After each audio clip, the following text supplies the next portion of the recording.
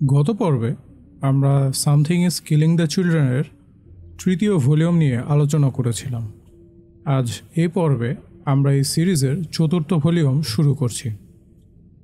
আপনি যদি আগের ভলিউমগুলো না দেখে থাকেন তাহলে অনুরোধ রইল আগে সেই ভিডিওগুলো দেখে আসুন, না হলে এই গল্পে কি হচ্ছে কেন হচ্ছে আপনি কিছুই বুঝতে পারবেন না।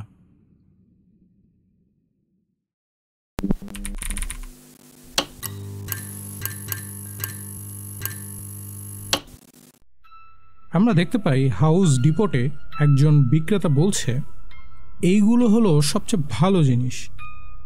বিক্রেতা হাসি মুখে বলছে, এখানে অনেক প্রফেশনাল আসে, ল্যান্ডস্কেপার আর এই ধরনের মানুষজন। ওরা এই মডেলটার উপর চোখ বন্ধ করে ভরসা রাখে। এটা যে কোনো কাঠ ছিঁড়ে ফেলতে পারে, কিন্তু এর মধ্যে এমন সেন্সর আছে, যদি আপনি এটা ফেলে দেন বা হ্যান্ডেলের নিয়ন্ত্রণ হারান, এটা সঙ্গে সঙ্গে বন্ধ হয়ে যাবে আপনাকে বন্ধ করার আগেই।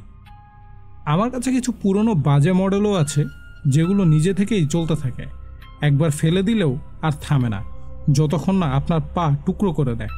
ওগুলো দানবের মতো, যেন নিজের ইচ্ছায় চলে। কিন্তু আমি সেসব বিক্রি করতে একদমই পছন্দ করি না। কাজ করলে সঠিকভাবেই করা উচিত, সবসময় সেরাটাই বেছে নিন। এরপরে এরিকা বলল, আমি কি ওই বাজে পুরনো মডেলগুলো দেখতে পারি? বিক্রেতা হঠাৎ থমকে বলল, সরি। দোকানের বৃদ্ধ লোকটা একটু ভয় পেয়েই বলল, ম্যাম, আমার মনে হয় আপনি ভুল বুঝছেন। কিন্তু এরিকাও বলল, আমি ওই মডেলগুলো দেখতে চাই হেনরি, আমার হাতে বেশি সময় নেই। বৃদ্ধ লোকটা ইতস্ত করতে বলল, আপনি তো বেশ কিছু সংস্কার কাজ শুরু করতে যাচ্ছেন, তাই না? হ্যাঁ। সেখানে জেমসও এক্সাইটেড হয়ে একটা টুল তুলে দেখালো। এটা দেখুন তো, এটা কি কাজে লাগবে আমাদের? হ্যাঁ হ্যাঁ, ওটা ট্রলিতে রাখো। ট্রলিটা ভর্তি হলো ধারালো সরঞ্জাম, কাটা তার, প্লায়ার এবং হাত মোজা দিয়ে। বৃদ্ধ দোকানদার হতভম্ব হয়ে মাথায় হাত দিয়ে বলল, ম্যাম। এরিকা নিচের তাকের দিকে তাকিয়ে বলে উঠল, এগুলোর মধ্যে কোনটা সবচেয়ে বেশি শক্তিশালী, কিন্তু এমন কিছুতে আটকাবে না যা অস্বাভাবিক, মানে এমন কিছু যা সব কিছু ছিঁড়ে ফেলবে সহজেই।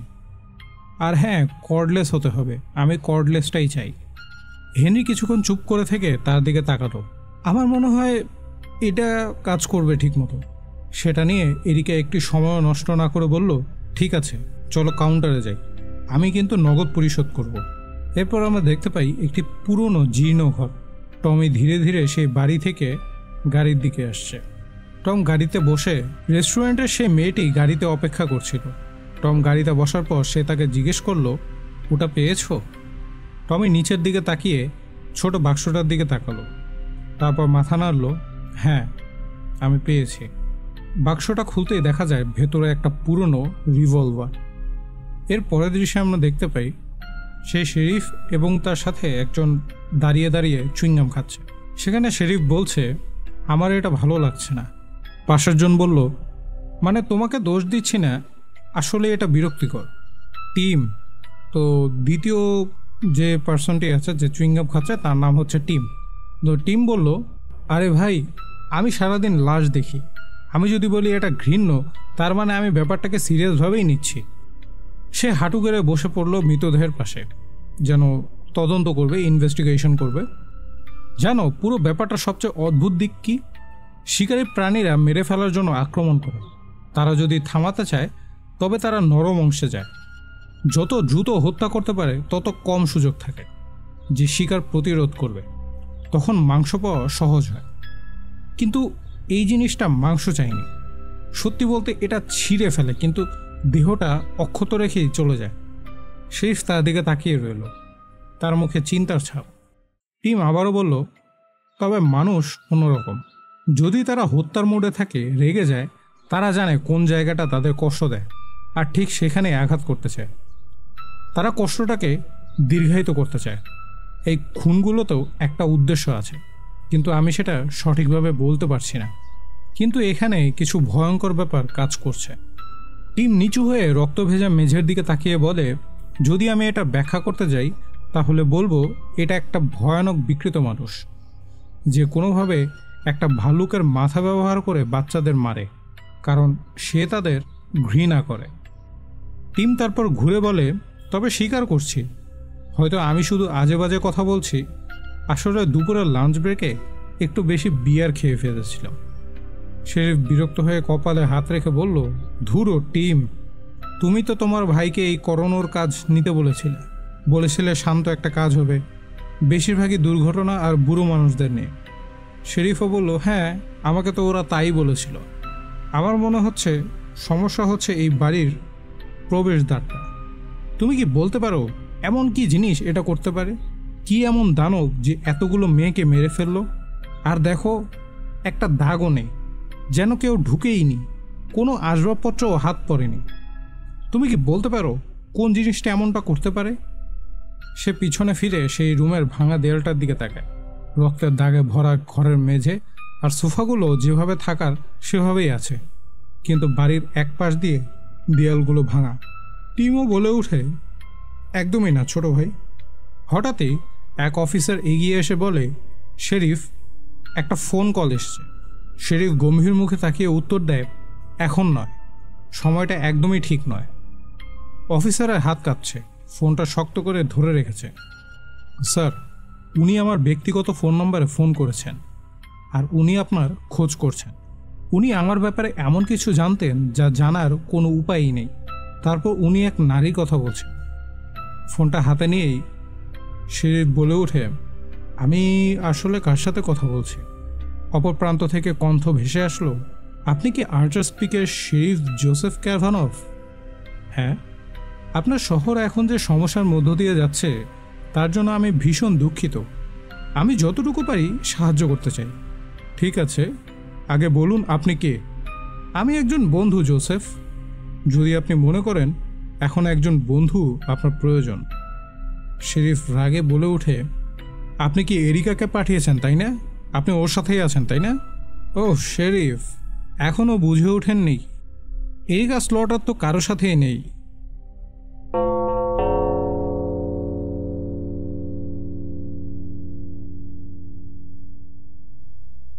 বনের মধ্য দিয়ে এরিকা আর জেমস হাঁটছে। জেমস একটু দ্বিধা নিয়ে হাত তোলে। আমি একটা প্রশ্ন করতে চেয়েছিলাম। এরিকা হঠাৎ থেমে জেমসকে বলল, প্রশ্ন নিয়ে আমরা কি বলেছিলাম? জেমস বলল, আপনি বলেছিলেন যখন জীবন মৃত্যুর মুহূর্তে পড়তে যাচ্ছি তখন প্রশ্ন করা বুদ্ধিমানের কাজ। ঠিক বলেছ। ঠিক আছে, জিজ্ঞেস করো। মনস্টার আসলে কি? ওগুলো বিশাল ভয়ঙ্কর কিছু যা বাচ্চাদের খেয়ে ফেলে। আচ্ছা, কেন? কি ভাবছ? এর চেয়েও বড় কোনো উত্তর আছে? মানে হ্যাঁ, নিশ্চয়ই। এর পেছনে নিশ্চয়ই আরও বড় কোনো কারণ আছে। মনস্টার বাস্তবে হয় না। নিশ্চয়ই আছে। তুমি নিজেই দেখেছো একটাকে। ওটা তোমার বন্ধুদের খেয়ে ফেলেছে। কিন্তু কেন? কেন ওটা আমার বন্ধুদের খেয়ে ফেললো? কারণ তারা ওটাকে দেখতে পেত, কারণ তারা ওটার অস্তিত্বে বিশ্বাস করত। আমি কখনো মনস্টারের উপর বিশ্বাস করিনি, আমার মনে হয় ওরাও করেনি। এরিকা বলল, হ্যাঁ, তুমি তো জানোই, অবশ্যই জানো, কিন্তু বিশ্বাস করা আর জানা দুটো এক নয়। তুমি এখন এতটা বড় হয়েছো যে জানো এই পৃথিবীতে আসলে কোনো মনস্টার নেই, কিন্তু তুমি সেটা বিশ্বাস করো না, সত্যিই করো না। জঙ্গলে অদ্ভুত কোনো শব্দ শোনো বা ছায়ারা যদি একটু অদ্ভুত আকারের হয় তবুও ভয় পেয়ে যাও। ওটা হচ্ছে কারণ তোমার মস্তিষ্ক এখনও গঠনের পথে। তুমি এখনও পুরোপুরি তৈরি হওনি। হ্যাঁ হ্যাঁ, এটাই সত্যি। আর এটা তোমাকে একটা সুবিধা দিবে। সুবিধা মানে? তুমি ওদের দেখতে পারো, যা বড়রা পারে না। আপনি কি আমার দেখা মতো বয়সী নন? কিছু উপায় আছে যার মাধ্যমে তুমি সেগুলোকে দেখতে পাবে। কিভাবে? তোমার কাছে যখন অস্ত্রভরা শপিং কার্ট আছে তখন তোমাকে কোনো আইডিয়া দিতে যাচ্ছে না।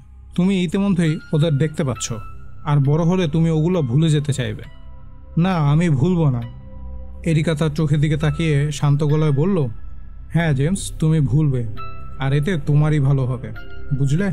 এরিকা চারপাশ ভালো করে দেখে, জেমসকে নিচু স্বরে বলল, ঠিক আছে, এখান থেকে আমরা ভেতরে ঢুকবো। জেমস কৌতূহলী দৃষ্টিতে তাকিয়ে জিজ্ঞেস করল, এখানে কেন? এরিকা বলল, প্রথম মেয়েটা সারা ওয়াশিংটন, সে এখান থেকে আধ মাইল দূরে হারিয়ে গিয়েছিল। এই ধরনের মনস্টাররা নিজের বাসা বানায়, জানো? আমি জানি তারা কেমন জায়গা পছন্দ করে। ওখানে লেক মিশিগান, মাত্র 1 মাইল দূরে। আমি সেই উপকূলেই হয়তো তাদের গুহা খুঁজে পাবো। মানে আমরা সেই গুহাটা খুঁজে বের করবো, তাই তো? না জেমস, আমি সেটা বলিনি। আপনি আপনি তো বলেছিলেন আমি সাহায্য করতে পারবো। হ্যাঁ, তুমি একটা অস্ত্র বেছে নিয়েছিলে, তুমি মানচিত্রও আমাকে সাহায্য করেছিলে। জেমস এবার রাগে চিৎকার করে বলতে থাকে, ওগুলো তো কিছুই না। আমি তো ওয়াশিংটন নামের মেয়েটার কথাও জানতাম না, সে আপনার তালিকাতেও ছিল না। আপনি বলেছিলেন আমি আপনাকে সাহায্য করতে পারবো, আপনি আপনি কথা দিয়েছিলেন। এরপর এরিকা এক নিঃশ্বাস ফেলল। এরপর জেমসের দিকে তাকিয়ে বলল, তুমি যদি আমার সঙ্গে আসো তাহলে ঠিক যেমন আমি বলবো তেমনটাই করতে হবে, ঠিক আছে? আমরা যদি কোনো ধরনের গুহা পাই, আমি তোমাকে ভিতরে ঢুকতে দিব না। ওটা আরও শক্তিশালী হতে পারে, আর যেভাবে ওরা শক্তিশালী হয় সেটা ভয়ঙ্কর। আমি এর আগেও ভয়ঙ্কর জিনিস দেখেছি। হ্যাঁ, তবে এটা এরকম নয়। আমাকে কথা দাও, যদি আমরা সেখানে পৌঁছাই আর আমি যদি বলি গুহার বাইরে থাকতে, তুমি বাইরেই থাকবে। আমাকে কথা দাও, আমি তোমাকে ভিতরে নিয়ে যাব না। ঠিক আছে, আমি কথা দিচ্ছি। আমরা দেখতে পাই সেই অফিসার জন গাড়ির ভেতর থেকে চোখে দূরবীন তুলে তাদের দিকে নজর রাখছে আর মনে মনে বলছে, ওরা দুজন আসলে কি করছে? তখনই ওয়াকিটকিতে ভেসে এলো, জন তুমি কি আছো? জন উত্তর দিল, হ্যাঁ আমি আছি। সে মেয়েটাকে দেখতে পাচ্ছ, স্লটার গার্লকে? জন দূরবীনটা পাশের সিটে রেখে, দেখছিলাম। এর আগে সে একটা শপ থেকে ট্রলি ভর্তি ছুরি চাপাতি নিয়ে বনের ভেতর ঢুকে গেছে। ওকে অনুসরণ করতে হলে ট্রাঙ্ক থেকে আমার ভালো বুটটা নিতে হবে। আচ্ছা ঠিক আছে, ওকে আর অনুসরণ করা লাগবে না। কি শুনেছ তো? ওকে আর ফলো করো না। জো তুমি কি সিরিয়াস? হ্যাঁ আমি সিরিয়াস, আমি একদম সিরিয়াস। ওকে ছেড়ে দাও, যেটা করতে যাচ্ছে ওটা করতে দাও। জো তোমার কি হয়েছে? তোমার কণ্ঠে এত ভয় কেন? Over and out. গাড়ির ভেতরে জন ঠান্ডাভাবে তাকিয়ে বলল, ধুরু, বাদ দাও। সে গাড়ি থেকে নেমে ট্রাঙ্ক খুলছে। এমন সময় পেছন থেকে একটা কণ্ঠ, অফিসার রিচার্ডস? হ্যাঁ, সেখানে আমরা টমিকে দেখতে পাই। অফিসার রিচার্ডস আপনারই নাম, তাই না? সোফিকে হারানোর পর আপনি তো আমাকে জিজ্ঞাসাবাদ করেছিলেন। ও হ্যাঁ, ঠিকই বলেছ, মাহুনি ফ্যামিলি। তোমার নাম টমি, তাই তো? হ্যাঁ আমি। হঠাৎ কিছু বুঝে ওঠার আগেই টমি জোরে এক ঘুষি বসিয়ে দেয় রিচার্ডসের মুখে। ওকে আটকানোর আপনার সুযোগ ছিল, কিন্তু আপনারা কিছুই করেননি। সে বন্দুকটা তুলে রিচার্ডসের দিকে তাকায়। এখন যা ঘটবে তার দায় আপনার। এরপরই আমরা এরিকা আর জেমসকে দেখতে পাই। এরিকা একটা জায়গায় এসে জেমসকে বলে, থামো। জেমসও অবাক হয়ে জিজ্ঞেস করলো, কেন, কি হলো? আমরা দেখতে পাই এরিকা একটা গুহার সামনে চলে এসেছে। বাইরে থেকে যতটুকু দেখা যায়, ঘন কালো গুহার ভিতরে বাইরে রক্তের ছিটাফোঁটা। সে মৃদুস্বরে বলল, আমরা এসে গেছি। এটা যতটা বড় হওয়ার কথা তার থেকেও অনেক বড়। কেন? একটা তীব্র পচা গন্ধ ভেসে আসলো বাতাসে। জেমস মুখ ঢেকে রাখলো। এই গন্ধটা কি? আর সঙ্গে সঙ্গে এরিকাও বলে উঠল, না। যেন সে বুঝতে পেরেছে ভেতরে কিছু ভয়ঙ্কর লুকিয়ে আছে। এরিকার আগে সে অক্টোপাসের পুতুলটিকে হাতে নিয়ে বলতে থাকে, তুমি জানতেই এটা ঘটবে, তাই না? তুমি একটা বদমাশ। এরপর এরিকা জেমসকে বলে, জেমস তোমাকে ওখানে পাহাড়ের পেছনে লুকিয়ে থাকতে হবে। যাই শোনো না কেন একদমই বাইরে বেরোবে না। 1 মিনিট, এগুলো নাও, এখন যাও। আপনি তো একা। আমি অনুরোধ করছি না জেমস, এখান থেকে যাও। এরিকা তার সেই কালো মাস্কটা মুখে পরে নিল। ব্যাগ থেকে বের করলো সেই চেইনস, যেটা সেই সব থেকে সে কিনেছিল। এরিকা অস্ত্র হাতে নিয়ে সামনে এগিয়ে যায়। সে তার আরেক হাতে একটা টর্চ নিয়ে প্রস্তুতি নেয় গুহার ভিতরে যাওয়া। ক্র্যাক ফ্ল্যাশটি ভাঙতেই আলো ছড়িয়ে পড়ল চারিদিকে। ভিতরে ঢুকার পর এরিকা দেখে গুহার শেষ প্রান্তে অনেক রক্তাক্ত দেহ অংশ আর অনেক মাছি ভনভন করছে সেখানে। পেছন থেকে চেঁচিয়ে আওয়াজ আসলো, আমি জানতাম এগুলো আপনিই করেছেন, তাই না? পিছনে ঘুরেই দেখতে পায় সেখানে টমি এগিয়ে আসছে আর হাতে সেই রিভলভারটা নিয়ে, আর বলছে, আপনি তাদের সবাইকে মেরে ফেললেন। সবাইকে? কি? আপনাকে এর হিসাব দিতেই হবে। টমি, আপনাকে এখনই নিচে ঢুকতে হবে। আমরা দেখতে পাই সে বিভৎস দেখতে মনস্টারটা টমির ঠিক পেছনে এসেই পড়েছে, আর টমি এরিকার দিকে রিভলভার তাক করে বলে, আর কোনো সুযোগ নেই। আর এখানেই শেষ হচ্ছে সামথিং ইজ কিলিং দ্য চিলড্রেনের 4র্থ পর্ব। এরপর কি হলো এটা আমরা পরবর্তী পর্বে জানতে পারবো। হয়তোবা আমরা এখন মূল গল্পে একদম ক্লাইম্যাক্সের খুব কাছাকাছি, তো পরবর্তী পর্বে হয়তোবা সব কিছুই খোলাসা হবে।